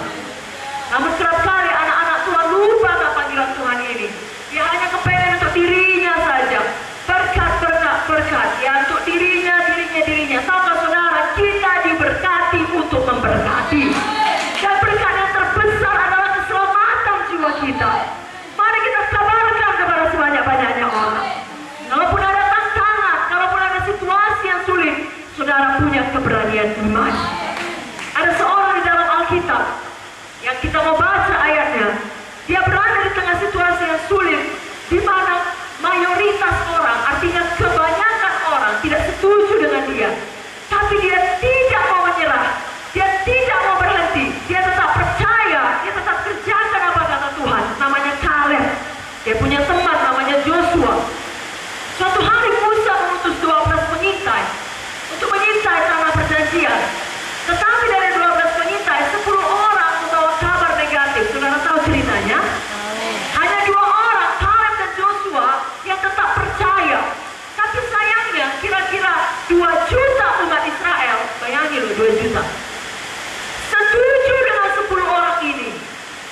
Mayoritas berkata, tidak bisa masuk tanah Kanaan. Kami lihat diri kami seperti belalang. Hanya Kaleb dan Joshua yang tidak mau ikut apa kata dunia, apa kata mayoritas. Saudara pun ada kata dunia, ada kata mayoritas. Oh, kalau kau nanti menginjil di tempat kuliahmu atau di tempat kerjamu, kau akan diejek, kau akan dibilang orang aneh. Sudah, tutup saja mulutmu. Saudaraku, walaupun Kaleb dan Joshua ditentang oleh 2 juta umat Israel, maka Alkitab mengatakan mereka mau dilempari dengan batu, mereka mau dibunuh, mereka tetap percaya dan beriman karena mereka tahu hanya mereka dengan Tuhan itulah golongan mayoritas yang sebenarnya. Sebabnya apapun kata setan, dia taruhkan dalam pikiran saudara supaya saudara tidak menggenapi panggilan Tuhan, tidak memiliki keberanian iman. Jangan dengarkan, jangan tertipu. Banyak pun orang melawan saudara dengan Tuhan, saudara lebih dahsyat dari semua lawan-lawan saudara. Kalau Allah di pihakku, siapa yang dapat melawan aku? Amin saudara. Saya bacakan ayat yang mengenai Kaleb, Bilangan 13 ayat 26 sampai 33. Langsung datang kepada Musa, Harun dan segenap umat Israel di Kades di padang gurun Paran. Mereka membawa pulang kabar kepada keduanya dan kepada segenap umat itu dan memperlihatkan kepada sekaliannya hasil negeri itu. Mereka menceritakan kepadanya, kami sudah masuk ke negeri kemana kau suruh kami, dan memang negeri itu berlimpah-limpah susunya dan madunya, dan inilah hasilnya. Hanya, jangan ada hanya, amin. Hanya bangsa yang diam di negeri ini kuat-kuat dan kota-kotanya berkubu dan sangat besar. Juga keturunan enak telah kami lihat di sana. Orang Amalek diam di tanah Negeb, orang Het, orang Jebus dan orang Amori diam di pegunungan. Orang Kanaan diam di sepanjang laut dan sepanjang tepi sungai Jordan. Kita pun jangan begitu saudaraku. Maunya aku menginjil, maunya aku memberikan. Hanya aku sibuk kali. Hanya itu sama dengan tetapi. Kalau udah dibuat tetapi, yang di awal membatalkan semuanya. Gara-gara ada tetapi. Bayangkanlah seorang pemuda, oh mau mengajak seorang gadis untuk berpacaran dengan dia, menjadi kekasihnya. Lalu gadis ini menjawab, memang abang dibanding semua pemuda di gereja ini paling ganteng, paling kaya, pekerjaan abang pun paling bagus. Tuaku itu bang, hanya aku tidak suka sama abang. Walau gunanya dipuji tadi. Aku tidak usah dibilang dia paling ganteng, tapi aku mau bang, kan begitu? Demikian juga kita, jangan ada hanya. Tuhan mengatakan bahwasanya kita gerejanya, kita tubuhnya, kita perlu melakukan perintah agung, maka kita katakan, ya Tuhan, ini aku, utuslah aku. Apapun tantangannya, Tuhan bersama kita jauh lebih besar dari semuanya itu. Akan tetap ada orang-orang yang melawan, artinya akan tetap ada suara-suara negatif saat kita mempraktekkan keberanian iman. Bahkan saat kita mulai pergi bersaksi dan menginjil, saat kita mulai banyak berkorban waktu, yang berkorban uang, berkorban tenaga untuk memulihkan jiwa-jiwa, mengunjungi jiwa-jiwa, akan banyak suara negatif. Tapi jangan saudara menyerah, jangan saudara berhenti.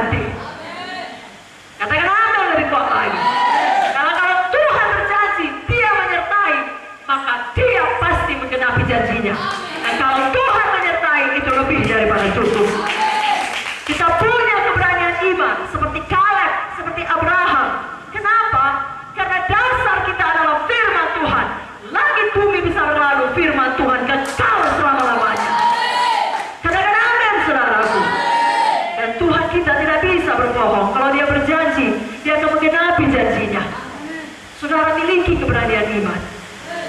Sekali lagi, miliki keberanian iman. Yang tidak tahu apa yang akan terjadi di masa yang akan datang, tapi kalaupun akan ada masa kesusahan yang melanda hidup saudara karena saudara melakukan perintah agung, tetaplah beriman. Kalau ingat kisah Sadrak, Mesak, Abednego, mereka mau dilemparkan ke dalam nyala api karena percaya kepada Tuhan, tapi mereka tidak menyangkal Tuhan. Saudara pun jangan pernah menyangkal Tuhan. Jangan pernah berdiam diri. Jangan pernah tutup mulut, tidak berani bersaksi. Saudara, ketika dan Sadrak, Mesak, Abednego dan yang tidak ikut saudaraku mau dimasukkan ke dalam dapur api yang menyala, demikianlah marahnya raja, dikatakan panaskan sampai 7 kali daripada biasanya. Orang yang melempar mereka pun mati. Tapi apa kata mereka? Tuhan kami sanggup melepaskan kami. Memperhatikan baik-baik. Begitulah dia percayanya kepada Tuhan. Begitulah dia mempercayai hidupnya. Dia berkata, kalaupun tidak, kami tidak akan sujud menyembah. Kami akan tetap percaya pada Tuhan. Begitulah keberanian iman kita. Amin, saudaraku. Saya percaya di saat kita memiliki iman yang berani, maka kita pasti memperoleh apa yang dijanjikan Tuhan. Dimulai dari esok hari KKR kita berkemenangan. Ya, sungguh-sungguh percaya, katakan amin lebih kuat lagi. Namun yang kedua, saudara, malam ini yang terakhir saya mau sampaikan, selain keberanian iman atau iman yang berani, miliki juga iman yang tekun atau ketekunan iman. Dari hidup Kaleb kita lihat, bukan hanya dia berani berdiri berdua dengan Yosua menentang 2 juta umat Israel, tapi dia juga bertekun di dalam imannya. Dia setia terus di dalam imannya mengerjakan panggilan Tuhan. Mengapa? Karena dia tahu kalau Tuhan berjanji, Tuhan menggenapi. Dan pada akhirnya Kaleb memperoleh apa yang dijanjikan Tuhan kepadanya. Saya bacakan Yosua 14 ayat 7 sampai ayat 15. Yosua 14 ayat 7 sampai 15. Aku berumur 40 tahun ketika aku disuruh Musa hamba Tuhan itu dari Kades Barnea untuk mengintai negeri ini, dan aku pulang membawa kabar kepadanya sejujur-jujurnya. Sedang saudara-saudaraku yang bersama-sama pergi ke sana dengan aku membuat tawar hati bangsa itu. Aku tetap mengikuti Tuhan Allahku dengan sepenuh hati. Pada waktu itu Musa bersumpah, katanya, sesungguhnya tanah yang diinjak oleh kakimu itu akan menjadi milik pusakamu dan anak-anakmu sampai selama-lamanya. Sebab kau tetap mengikuti Tuhan Allahku dengan sepenuh hati. Jadi sekarang, sesungguhnya Tuhan telah memelihara hidupku seperti yang dijanjikannya. Kini sudah 45 tahun lamanya. Berapa lama, saudara?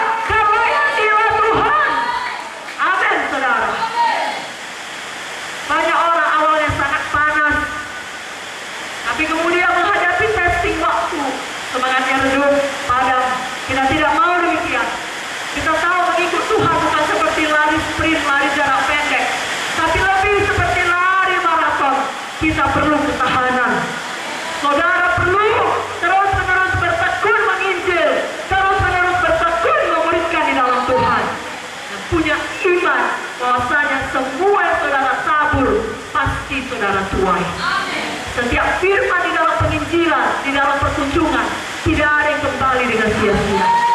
Tidak ada yang kembali dengan kosong. Betul kalau saudara melakukannya, penderitaan datang, aniaya datang, persoalan datang, tapi tidak dapat tiada, Tuhan pasti menolong saudara. Karena dia lebih besar dari semuanya tantangan ataupun masalah-masalah yang akan kita hadapi. Saudaraku, Filipi 1 ayat 29 berkata, kepada kamu dikaruniakan bukan saja untuk percaya kepada Kristus, melainkan juga untuk menderita untuk Yesus. Jadi jangan heran kalau ada penderitaan. Jangan gara-gara ada penderitaan, aku udah menginjil, aku udah berkorban, aku udah bawa jiwa, kok justru aku kecelakaan, kok justru aku tabrakan, kok justru bisnisku menurun, kok anakku sakit. Saudaraku, banyak hal yang kita tidak mengerti terjadi dalam hidup kita. Kalau kita sudah anak Tuhan, apalagi hamba Tuhan, bukan berarti semuanya akan aman-aman saja.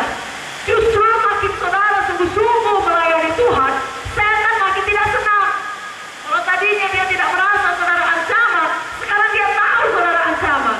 Dia akan pakai segala cara untuk mengacaukan hidup saudara. Tapi saudara tidak perlu takut. Apapun yang dilemparkan kepada saudara, semua ada di dalam kendali Tuhan. Tidak bisa melewati itu, tidak melampaui kekuatan kita. Saya tidak perlu lama-lama bingung atau tertekan, lalu tawar hati, berhati. Tidak, miliki ketekunan iman seperti Kaleb. Apapun yang sedang ku alami, aku pasti menang. Tuhan akan menolongku. Amin, saudara. 1 Tesalonika 3 ayat 2 berkata, ayat 3 saya bacakan langsung, supaya jangan ada orang yang goyah imannya karena kesusahan ini. Kamu sendiri tahu bahwa kita ditentukan untuk itu. Kalau 2 Timotius 3 ayat 12 berkata, semua orang yang mau hidup beribadah dalam Kristus Yesus akan menderita aniaya. Jadi maju terus, bertekun terus, menginjil terus, memuridkan terus, beriman terus, setia terus. Kenapa? Kita lihat ada upah yang kekal. Ibu Monte tadi sudah mengatakan, mengingatkan kita dari firman, semua kita harus mati. Semua kita harus masuk dalam kekekalan. Sepanjang apapun umur kita, bahkan 80 tahun sudah mantap itu. Apalagi kalau sampai 120 tahun. Tapi 120 tahun umur kita dibanding kekekalan hanya seperti satu titik saja. Sebabnya selama kita masih hidup dalam waktu kita yang terbatas, kita fokus pada kekekalan. Jangan karena sudah diberkati, lupa kita menginjil, lupa memuridkan. Sebaliknya, jangan karena banyak aniaya, tawar hati kita, mundur kita, tidak mau lagi menginjil memuridkan. Baik berkat, baik aniaya, baik kelebihan, baik kekurangan, tetap membuat kita menyala-nyala bagi Yesus.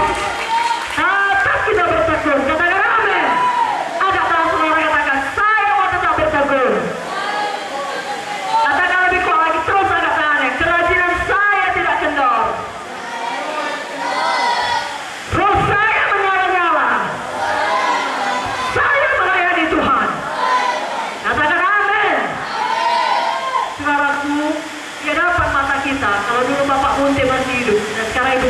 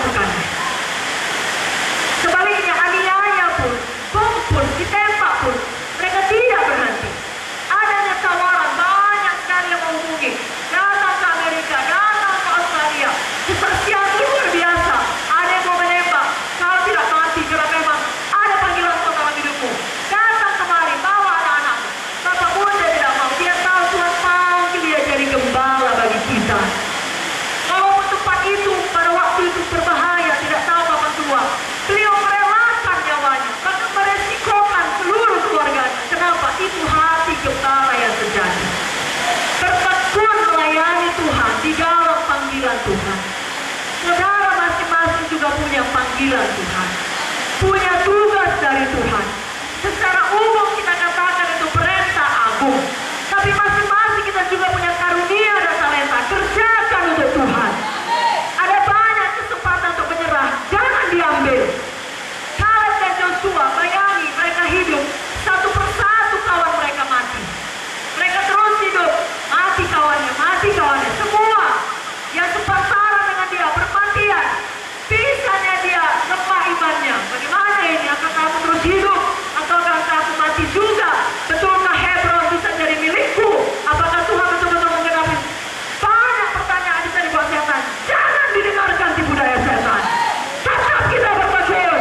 Kalau Tuhan berjanji, Tuhan menggenapinya. Bagian kita tetap bertekun, tetap beriman. Ibrani 10 ayat 38 sampai 39. Tapi orangku yang benar akan hidup oleh iman.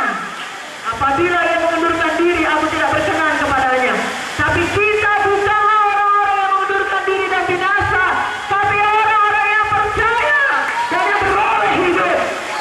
Amin, saudaraku. Jadi jangan pernah ucapkan perkataan yang bertentangan dengan firman, yang bertentangan dengan iman.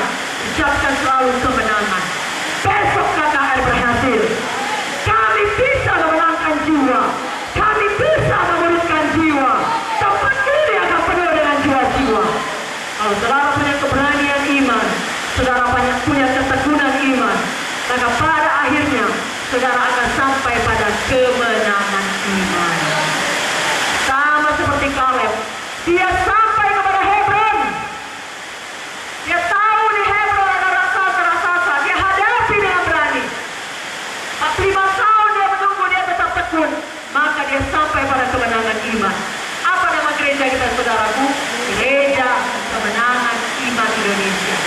Inilah kemenangan yang mengalahkan dunia. Apa itu? Iman kita. Beginilah polanya, keberanian iman, ketekunan iman, kemenangan iman. Dari satu kemenangan kepada kemenangan lainnya. Buku Roma berkata orang benar akan hidup oleh iman. Tiap-tiap hari kita hidup dengan iman. Maukah saudara melakukannya? Bisakah saudara lihat besok agar kita berkemenangan? Kita bawa jiwa sebanyak-banyaknya dan kita pasti bisa memuridkan mereka. Tuhan sudah karuniakan gedungnya begini besar dan begini baik. Mari kita penuhkan dengan jiwa-jiwa. Mata Tuhan menjelajah seluruh bumi. 2 Tawari berkata, mencari orang yang bersungguh-sungguh hati dalam Dia. Berapa banyak di sini bersungguh-sungguh hati? Angkat tangannya. Berikan dulu tepuk tangan bagi Tuhan Yesus. Saya panggilkan Ibu Pendeta Victoria.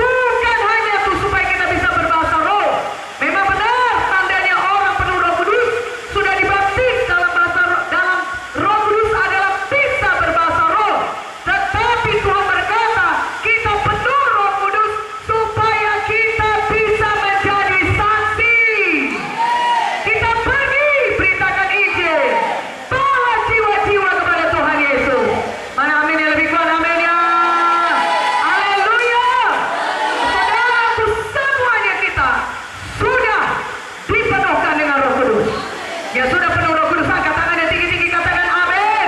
Berikan kemuliaan bagi nama Tuhan. Haleluya. Jadi kuasa itu sudah ada pada saudara. Coba angkat tangan kita, katakan kuasa Roh Kudus yang menyangkutkan saya menjadi saksi yang berkuasa sudah ada pada saya. Terima kasih Tuhan. Berikan kemuliaan bagi nama Tuhan. Saudaraku, karena itu kita pakai kuasa Tuhan itu. Jangan sia-siakan. Roh Kudus adalah kuasa yang diberikan Tuhan kepada kita, saudaraku, supaya saudara juga bisa melayani dengan tanda ajaib dan mujizat. Kuasa apakah yang melakukan tanda ajaib dan mujizat? Kuasa Roh Kudus. Siapakah yang menyembuhkan jiwa-jiwa? Saudara lihat, pelayanan Tuhan Yesus berkuasa. Pelayanan Tuhan Yesus penuh dengan tanda ajaib dan mujizat. Katakan amin. Dan apa kata Tuhan dalam Lukas 4 ayat 18 sampai 19? Roh Tuhan ada padaku. Amin. Kuasa Roh Kudus ada pada Yesus. Lebih kuat amin ya, amin. Angkat tangan dikatakan kuasa Roh Kudus ada pada saya, supaya saya bisa menyaksikan Injil Tuhan dan jiwa-jiwa diselamatkan, dibebaskan, disembuhkan, dipulihkan. Berikan kemuliaan bagi nama Tuhan. Haleluya.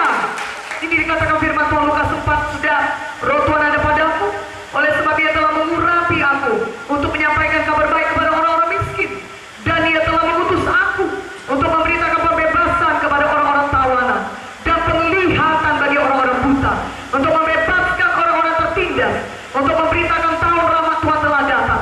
Jadi Tuhan mau saudara semua yang sudah penuh Roh Kudus pergi bebaskan jiwa-jiwa yang terikat, pergi beritakan Injil supaya mereka semuanya bebas daripada tawanan dosa.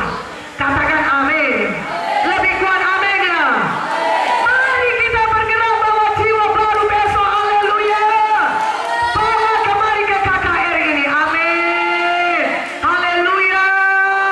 Karena untuk itulah Roh Kudus diberikan, supaya kita punya kuasa menjadi saksi Tuhan. Amin. Haleluya. Saudaraku, dikatakan kisah 10 ayat 38. Ini pelayanan Tuhan Yesus penuh dengan kuasa, penuh dengan tanda ajaib dan mujizat. Saudara, apa yang dikatakan Tuhan di situ? Kisah 10 ayat 38. Firman Tuhan berkata, saya baca kepada saudara, yaitu tentang Yesus dari Nazaret, bagaimana Allah mengurapi Dia dengan Roh Kudus dan kuat kuasa. Dia yang berjalan berkeliling sambil berbuat baik dan menyembuhkan semua orang yang dikuasai iblis, sebab Allah menyertai Dia. Katakan amin. Roh Kudus mengurapi Tuhan Yesus. Dengan kuasa apakah Tuhan Yesus melayani? Dengan kuasa Roh Kudus. Bagaimanakah semua tanda ajaib dan mujizat bisa terjadi dalam pelayanan Yesus? Karena Roh Kudus mengurapi Dia. Saudaraku, ketika saudara penuh Roh Kudus, sudah bisa berbahasa roh. Roh Kudus mengurapi saudara untuk menjadi saksi Tuhan, sehingga saudara bisa pergi keluar sana dan bersaksi mengenai Yesus.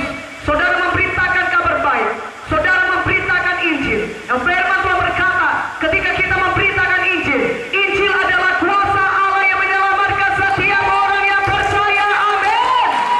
Ketika saudara buka mulut saudara, apa kata firman Tuhan? Aku akan meneguhkan firman yang kau beritakan dengan tanda-tanda ajaib dan mujizat. Katakan amin. Haleluya.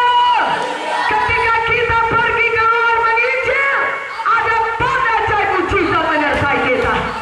Saudara mau lihat banyak tanda ajaib mujizat, pergi menginjil, bawa jiwa. Mana amin yang lebih kuat? Amin ya.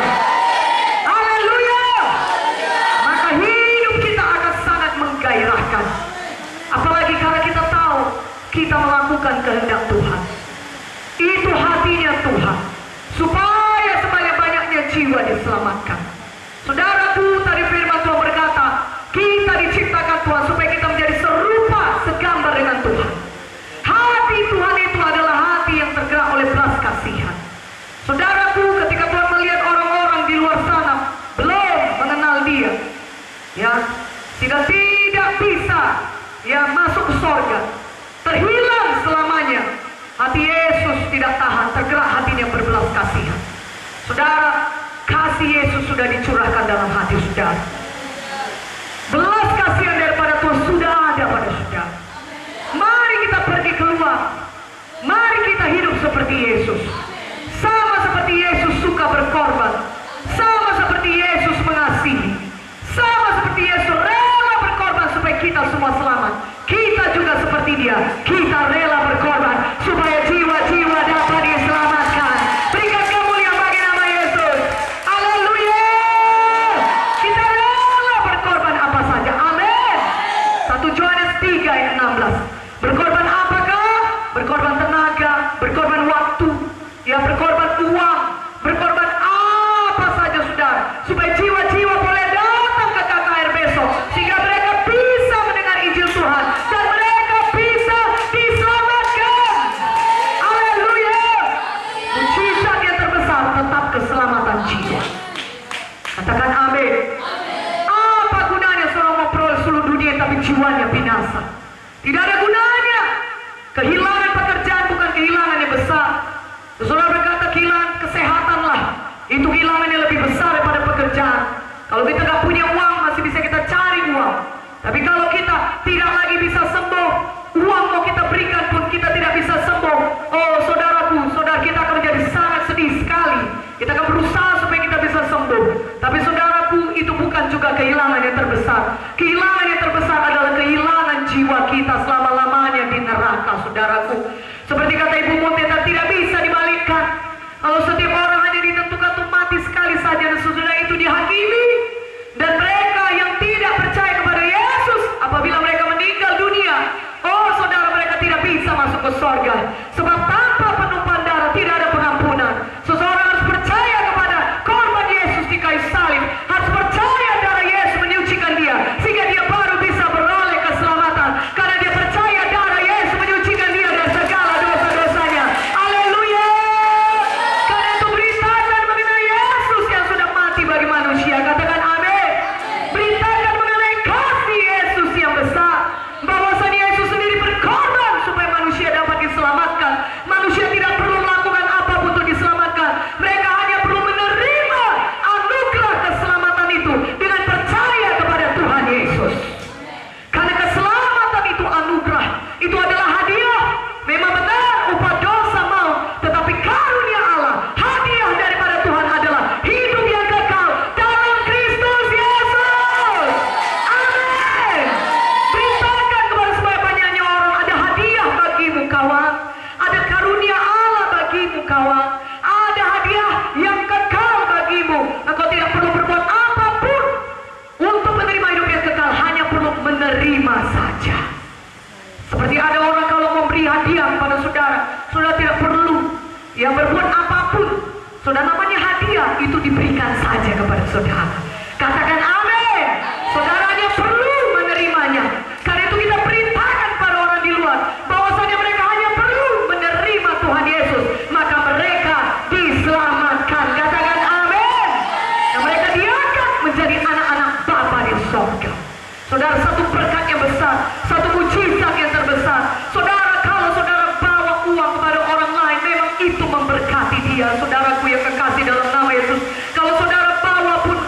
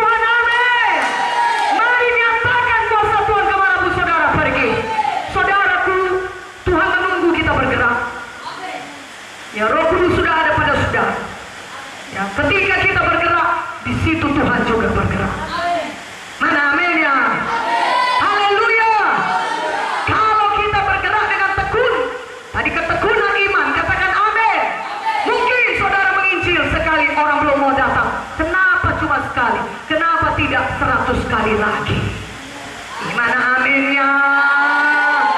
Lebih kuat aminnya. Haleluya. Bertekun, amin. Terus menginjil. Kalau saudara punya ketekunan iman, saudara akan menetapkan hati seperti ini.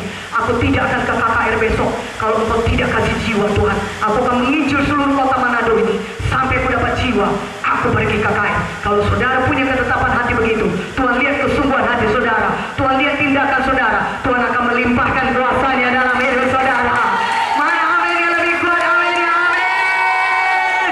Saudara akan berkata, keliling kota Manado, aku akan bagikan teratas, aku akan ajak jiwa. Satu orang mungkin belum mau, dua orang mungkin belum mau, tidak apa-apa. Aku percaya firman Tuhan berkata, sebagaimana imanmu cari padamu, aku percaya aku cari jiwa sampai dapat, pasti aku dapat jiwa di bawah besok. Lebih kuat amin, lebih kuat amin, lebih kuat amin. Haleluya. Berikan kemuliaan bagi nama Tuhan. Haleluya. Haleluya. Saudara, Tuhan lihat hati kita. Ketika kita membuktikan kepada Tuhan kita sungguh-sungguh, apa firman Tuhan berkata 2 Tawarik 16:9a, Tuhan melimpahkan kuasa-Nya. Mana amin ya? Mana amin ya? Beriman bisa dapat jiwa besok. Bertindak dengan iman, amin. Pergi, berjalan, bawa teratas, ajak orang, jemput orang, berkorban. Kita percaya ketika kita bertindak dengan iman, pasti Tuhan akan menyertai. Tuhan akan memberikan keberhasilan. Amin. Haleluya. Saudaraku yang kekasih, biarlah nanti bukan minggu depan, tahun depan, katakanlah, bagi Bapak Pendeta dan semua akan berkata kepada Ibu Gembala kita, wah Ibu Muti ada persoalan yang gawat. Apa itu persoalannya? Gereja kita, gedung gereja kita tidak muat lagi. Haleluya. Haleluya. Oh, katakan haleluya. Ya, itu persoalan yang baik. Amin. Ya, walaupun sudah diadakan sampai 4 kali kebaktian tiap minggu, tapi penuh sesat. Itu persoalan yang sangat baik. Mari kita kejar itu, saudaraku. Kita lihat dengan iman, kita bertindak dengan iman. Jadi kepada kita sebagaimana iman kita. Luar mana amin yang lebih kuat, amin ya. Haleluya. Tidak ada yang mustahil bagi kita yang beriman. Oh, kurang kuat amin ya. Tidak ada yang mustahil bagi kita yang beriman. Amin. Saudaraku, Tuhan bisa menciptakan dari tidak ada menjadi ada. Katakan amin. Biarlah kuasa Tuhan nyata di tempat ini, di gereja ini, sehingga orang-orang seperti di dalam Kisah Para Rasul tertulis banyak di firman Tuhan, sehingga orang yang mendengar dan mengalami mujizat Tuhan, mereka akan membawa jiwa-jiwa lagi yang lain masuk ke gereja ini, dan orang-orang akan memberitakan mengenai ada kuasa Tuhan di gereja ini. Mana amin yang lebih kuat, amin. Haleluya. Dengan demikian Tuhan akan dipermuliakan dan Tuhan akan menarik jiwa-jiwa datang kepada. Berikan kemuliaan bagi nama Tuhan. Saudara baca bagaimana di Kisah Para Rasul. Ya, setelah murid-murid rasul-rasul Tuhan dipenuhkan dengan Roh Kudus, mereka berbahasa roh. Tapi setelah mereka berbahasa roh, mereka tidak berhenti di situ. Mereka bertindak. Petrus bangun bangkit. Apa yang dilakukan Petrus? Dia beritakan firman Tuhan. Mana amin yang lebih kuat, amin. Ya, dia beritakan firman kepada ribuan orang yang ada berkumpul datang ke Yerusalem pada waktu itu, karena itu hari Pentakosta. Dari orang yang seluruh dunia datang, begitu banyak orang berkumpul di situ. Dia bangun bangkit. Petrus yang tadinya, saudaraku, pemalu, tidak berani menghadapi daya-daya, itu satu hal yang Roh Kudus lakukan bagi saudara. Walaupun mungkin sudah berkata kepribadian saya adalah apa istilahnya, saya tidak tahu, introvert atau apa, ya tidak bisa berbicara depan orang banyak. Soalnya mungkin berkata, kalau saya disuruh berpidato, saya akan berkata, udahlah pilih orang lain. Kalau saya disuruh memimpin satu acara ulang tahun, orang lain aja lah, saya tidak mau.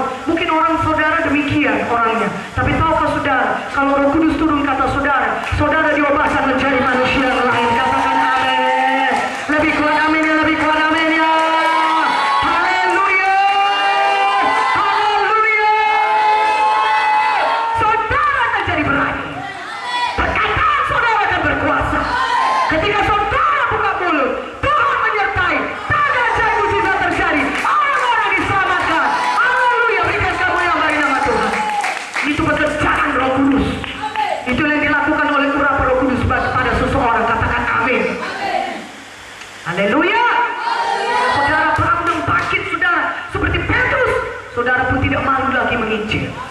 Saudara tidak malu lagi berkata-kata.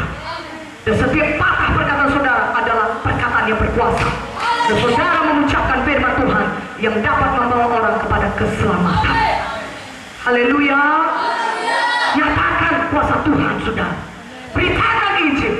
Perkataan kita berubah karena kita penuh dengan Roh Kudus. Kita menjadi orang yang berani. Oh, Petrus saudaraku berdiri di depan mahkamah agama. Karena setelah mereka berkorban demikian ribuan orang selamatkan, dituliskan Kisah 2 ayat 41, 3.000 orang pada hari itu juga diselamatkan dan dibaptis. Saudaraku, itu lebih daripada berapa gereja? 3.000 orang, ribuan orang dalam satu hal. Dan firman Tuhan berkata Yohanes 14 ayat 12, barang siapa yang percaya kepadaku, ia akan melakukan juga pekerjaan yang aku lakukan, bahkan pekerjaan yang lebih besar daripada yang aku lakukan. Mana tepuk tangannya bagi Yesus? Haleluya. Haleluya. Jadi kitalah orangnya. Siapa sih orang percaya? Angkat tangannya. Firman Tuhan berkata barang siapa yang percaya kepada Yesus, ia bukan hanya melakukan apa yang telah Yesus lakukan. Tuhan Yesus meletakkan tangan orang sakit sembuh. Saudara juga bisa melakukannya. Tahukah saudara ketika itu terjadi 3.000 orang bertobat, besoknya 5.000, dan terus bertambah jumlah orang selamatkan. Itu pekerjaan yang jauh lebih besar daripada yang Tuhan Yesus lakukan. Mana amin? Lebih kuat aminnya. Tuhan mau itu terjadi lewat hidup saudara. Punya visi besar daripada Tuhan. Panggilan Tuhan ada pada saudara. Tuhan memanggil saudara untuk menggenapi rencananya dalam hidup saudara. Masing-masing kita punya kuasa Tuhan. Saudara, Tuhan Roh Kudus sudah ada pada saudara. Roh Kudus bukan hanya pada pendeta-pendeta, tapi bagi setiap orang percaya. Tanda-tanda orang percaya dalam Markus 16, saudaraku, 16, 17, 18. Itu tanda orang percaya, tanda saudara. Saudara melayani harus ada tanda-tanda demikian mengikuti saudara. Biar ketika saudara pergi keluar sana, jangan takut numpang tangan bagi orang sakit. Jangan takut bawa orang sakit kemari. Besok bawa orang sakit sebanyak-banyaknya kemari, supaya mereka disembuhkan Tuhan. Haleluya. Katakan mereka daripada saudara. Haleluya. Haleluya. Saudara hanya tinggal mempraktekkannya saja. Dan ketika saudara bergerak, Tuhan berkata, barang siapa yang setia perkara kecil, aku berikan perkara yang lebih besar. Berikan kemuliaan bagi nama Tuhan. Setialah bawa jiwa besok. Amin. Bagi traktat, jemput jiwa. Ya, doakan dia, letakkan tangan yang saudara sakit. Kalau masih bisa berbicara kepada satu orang dulu saudara bicara. Setiap perkara kecil, Tuhan berikan perkara lebih besar. Amin. Saudara bagi traktat, mungkin saudara belum bisa langsung altar call, kan perdamaikan dia. Atau saudara belum bisa berkhotbah seperti pendeta berkhotbah. Tidak perlu saudara. Tuhan lihat hati saudara. Tuhan lihat kesetiaan saudara. Kalau saudara setia terus perkara kecil, Tuhan berikan perkara lebih besar kepada saudara. Haleluya. Kalau saudara setia lagi perkara tersebut, Tuhan berikan lebih besar lagi. Katakan amin. Semua dimulai ada awalnya. Katakan amin. Pak Munte melayani saudara dari nol. Dari sidang Tuhan tidak ada di desa-desa sana. Tidak ada, nol, zero. Tidak ada jiwa siapapun. Tidak ada mendukung dia. Tidak ada uangnya. Saudaraku, tidak ada gelarnya. Tapi dia pergi dengan kuasa Tuhan. Dia pergi dengan kuasa Roh Kudus. Dia melayani, dia bergantung sepenuhnya kepada Tuhan. Dia tidak bergantung kepada pikiran manusiawinya, dia tidak bergantung kepada manusia, tapi dia sepenuhnya bergantung kepada kuasa Tuhan. Mungkin orang lihat saudara, entah apa tanggapannya mengenai saudara, tetapi yang di dalam sini Roh Kudus lebih besar daripada roh apapun yang ada dalam dunia ini. Katakan haleluya. Haleluya. Kalau Tuhan menyertai saudara, tidak ada yang dapat melawan saudara. Pergi bersama dengan Yesus akan membawa keberhasilan kepada saudara. Haleluya. Amin. Ketika saudara bawa berita Injil, itu adalah mujizat terbesar yang sedang saudara bagikan kepada orang lain. Tidak ada berkat yang lebih besar daripada itu. Katakan amin. Haleluya. Amin. Mari kita pergi, kita nyatakan kuasa Tuhan.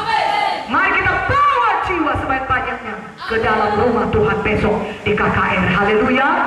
Dan untuk itu saudara, kita harus penuh dengan Roh Kudus. Kita harus selalu bergantung kepada Roh Kudus. Kita harus bergerak dalam pimpinan Roh Kudus. Kita harus mau patuh kepada Roh Kudus. Kita harus mau bersekutu intim dengan Roh Kudus. Bila pada hari Roh Kudus memenuhkan saudara kembali, dan ketika dia memenuhkan saudara, saudara akan menjadi manusia yang lain, yaitu manusia yang penuh dengan kuasa Tuhan, penuh dengan keberanian, penuh dengan kasih Tuhan, penuh dengan kemenangan, penuh saudara dengan zikir, dengan semangat yang menyala-nyala. Katakan amin. Apakah saudara siap penuh Roh Kudus? Amin. Mari kita bangkit berdiri. Mari kita bangkit berdiri. Kita semuanya penuh dengan Roh Kudus. Kita semuanya sungguh-sungguh, saudaraku, berdoa. Dan kita penuh Roh Kudus. Kita percaya Tuhan akan memakai kita dengan luar biasa. Saudara, besok saksian kita berkemenangan. Jiwa-jiwa dibawa kepada Tuhan. Jiwa-jiwa dituai bagi Yesus. Saudaraku, tidak ada yang terkecuali. Mari kita semuanya penuh Roh Kudus pada hari ini.